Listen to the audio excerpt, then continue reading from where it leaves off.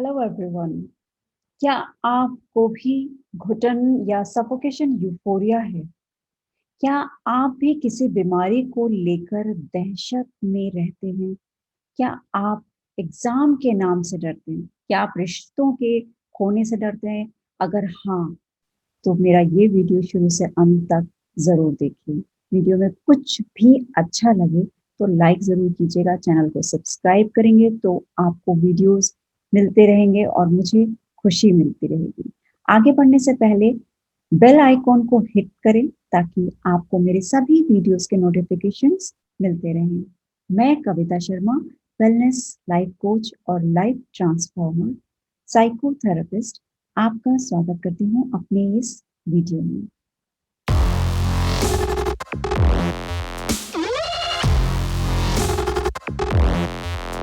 डर आपकी लाइफ में कहीं से भी आ सकता है। हम सबके जीवन में किसी ना किसी बात को लेकर डर होता है। रिश्ते को खोने का डर, ऊंचाई से गिरने का डर, बीमारी का डर, सोशल इंटरेक्शन का डर, बिजनेस लॉस का, मृत्यु का डर, कोई भी यूफोरिया, तरह तरह के डर की जो यूफोरिया है वो हम सब में होती है। एग्जाम का डर होता है, जॉब छूट जाने का डर होता है। ये किसी भी फॉर्म में आपके पास आ सकता है। How it affects your life, इसका असर आपके जीवन पर क्या पड़ता है? फर्स्टली, आप इनसिक्योर हो जाते हैं, लैक ऑफ एनर्जी और वरीड हो जाते हैं, प्रेजेंट सिचुएशन में आउट ऑफ कंट्रोल हो जाते हैं due to fear of negative thoughts. Work productivity कम हो जाती है, चिंता के कारण आप स्ट्रेस, एंजाइटी, डिप्रेशन में आते हैं, जैसे अनेकों बीमारियों को आप इनवाइट कर लेते हैं। जब किसी भी डर को बहुत डिस्क्राइब करते हैं, आप दूसरों के साथ उस डर को बार बार डिस्क्राइब करते हैं, इनसाइड योर माइंड अपने आप में उसी बात को सोचते रहते हैं, आप उसका पालन पोषण करते हैं, एक तरह से उसे ग्रो कर रहे होते हैं। जब आप अपने फियर को हाईलाइट करते हैं बहुत ज्यादा, उसे पकड़े रहते हैं, तो आप अपने फियर को एक तरह से फीडिंग कर रहे होते हैं। It will grow fast. जैसे ज्ञान जितना बांटने से बढ़ता है, किसी भी डर को आप हर समय फील करेंगे, महसूस करेंगे, लोगों से डिस्कशन करेंगे, आपके साथ हमेशा रहेगी उसकी फीलिंग। तो ये आपका साथ कभी नहीं छोड़ेगी, आपका डर बढ़ता जाएगा। हाउ एलिमिनेट दिस फियर, इसे छुटकारा कैसे पाया जा सकता है? आपका फियर आपसे बड़ा होता है।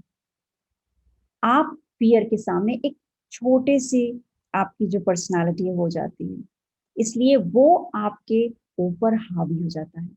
फियर में हम जो घटनाएं अभी हमारे साथ घटित नहीं हुई होती हैं, उनको भी हम पहले से अज्यूम कर लेते हैं कि जैसे हमारे साथ ये बीमारी है, अगर ये बीमारी बढ़ गई तो आगे क्या होगा, शायद मैं ना बचूं, मेरे परिवार का क्या होगा, अगर मुझे ऊंचाई से डर है तो मैं उस ऊंचाई पे कहीं भी अगर जाऊंगी तो शायद मैं नीचे गिर ही जाऊंगी और मैं नहीं बचूंगी, या मैं स्वस्थ नहीं रहूंगी, या मुझे लिफ्ट से नहीं जाना है, लिफ्ट में अगर लाइट चली गई तो मुझे घुटन हो जाएगी, सफोकेशन फील करूंगी और फिर कोई शायद हेल्प के लिए नहीं आएगा। इस तरीके से आपका माइंड हर वक्त जो प्रेजेंट सिचुएशन है उससे कहीं ज्यादा आपको सीन, सिचुएशन और चिंता और वरी क्रिएट कर देता है। लेकिन उस वो रियलिटी नहीं होती है।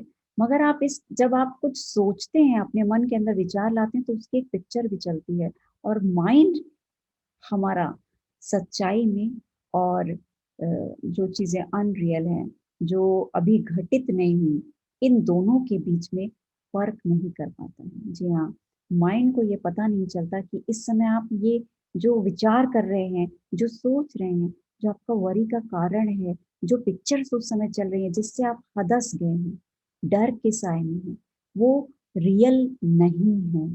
वो आपके सिर्फ विचार हैं, आपके थॉट्स हैं। लेकिन माइंड उसको सोचता है कि ये सब कुछ सच में घटित हो रहा है। इस वजह से, क्योंकि वो उसे सच मान लेता है, इसलिए आपकी परेशानियां, आपकी तकलीफें, आपकी बीमारियां और कहीं ज्यादा बढ़ जाती हैं। और रियलिटी में क्योंकि माइंड को आप इतनी बार कंटिन्यूअस प्रोसेस को बार-बार दोहराते हैं, इसलिए वो जो विचार हैं, वो धीरे-धीरे रियलिटी की तरफ घटित होने लगते हैं।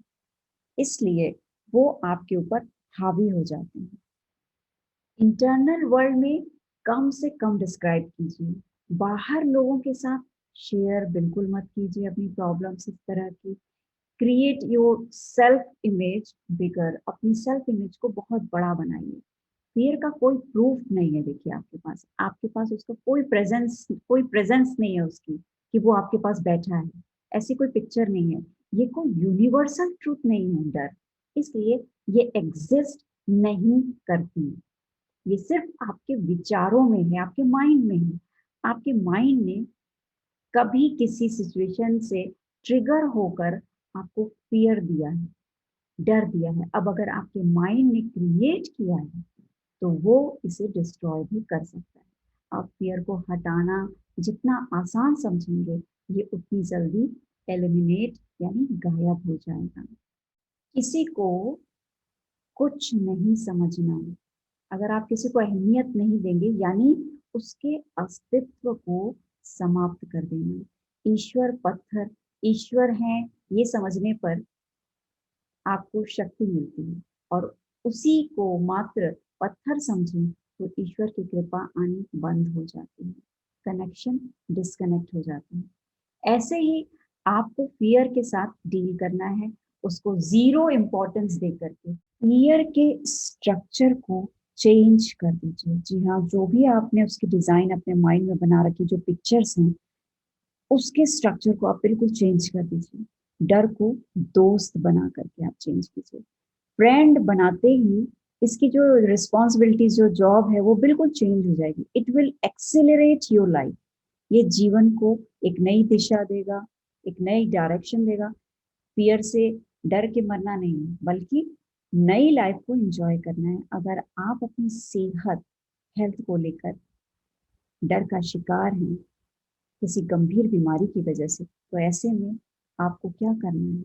आप अपनी हेल्थ के लिए प्रोग्रेसिव हो जाइए। ऐसे में आपको अपनी हेल्थ को लेके और प्रोग्रेसिव होना चाहिए, एक्टिव होना चाहिए। लापरवाही नहीं, रेगुलैरिटी रखिए, नहीं तो फ़ियर वापस आ जाएगा। अगर ब्रेकअप का डर है, मान लीजिए इस बात से आपको डर है कि मेरा किसी से रिश्ता ना टूट जाए, किसी को खोने का डर है, तो जिस साइड डर है, जहाँ डर आपको दिख रहा है, आप उधर की तरफ अपना मुँह ना रखिए। आप दूसरे साइड, नेक्स्ट साइड में अपना चेहरा कर घुमाकर देखिए कि वो फ़ियर क्यों है? क्या कहना चाहता है वो फ़ियर आपसे? वो क्या करना चाहता है? क्या दिखाना चाहता है आपको? आपको डर, वो फ़ियर आपको बताना चाहता है कि एग्ज़ाम सर पे है, पढ़ाई कर लो।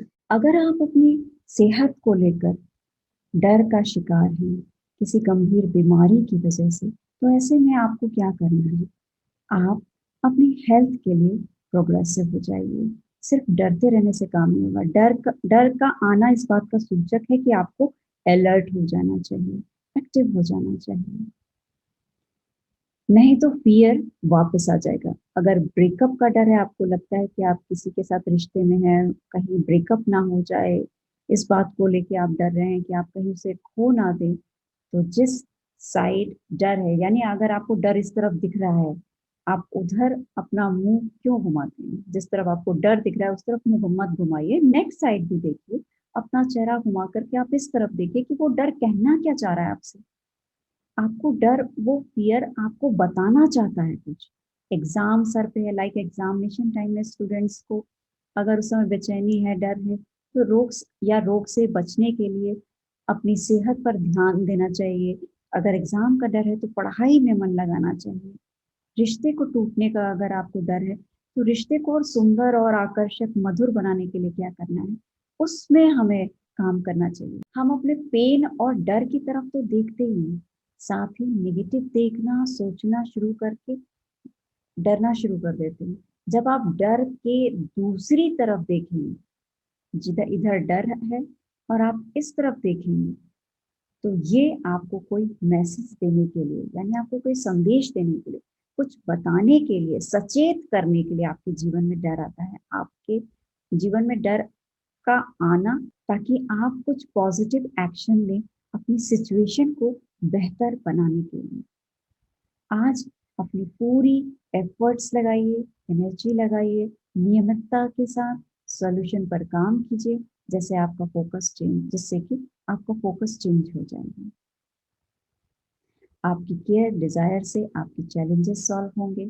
फिर कोई फ़ियर अपीयर नहीं होगा, फ़ियर आपके लिए फ्रेंडली और पॉज़िटिव हो सकता है। It's up to you, what's your believe to repair और रन अवे। आप उस डर को डर के विश्वास को रिपेयर करना चाहते हैं या दौड़ के भाग जाना चाहते हैं उससे। आप किसी भी तरह के फ़ियर को फ़िक्स कर सकते हैं। फ़ियर हमारी खुद की क्रिएट की हुई फीलिंग्स हैं, जो हमारी बॉडी को डर का मैसेज भेजती रहती हैं। अपने माइंड को सही डायरेक्शन में यूज़ करके एक मैसिव एक्शन लेना है। Live strong, live with the passion. Thank you so much for your time.